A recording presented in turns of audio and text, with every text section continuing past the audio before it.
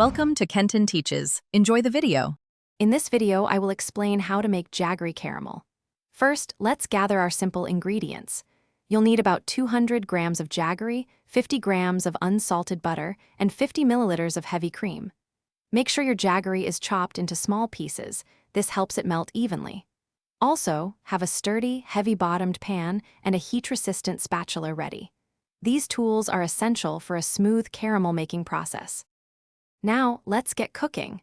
Place your chopped Jaggery into the heavy-bottomed pan. Add about 1/4 cup of water to help it along. Turn the heat to medium-low and begin stirring continuously. This constant motion prevents burning and ensures even melting. Keep stirring until all the Jaggery pieces have fully dissolved and the mixture starts to bubble gently. Patience is key here for a smooth base. Once your Jaggery is fully melted and bubbling, it's time for the next step.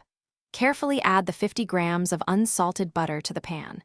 Stir vigorously until the butter is completely melted and smoothly combined with the Jaggery.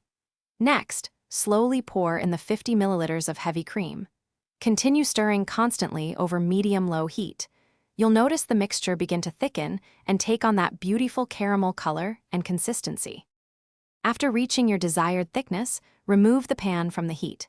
Let the caramel cool for a few minutes before carefully pouring it into a heat-proof jar or container. Once completely cool, it will thicken further.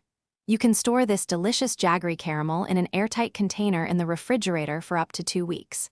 It's perfect for desserts, coffee, or just a spoonful. Don't forget to check the description for the link to the Echo Dot smart speaker and other great deals. Enjoy your homemade treat. Thanks for watching. Please subscribe if this video was helpful.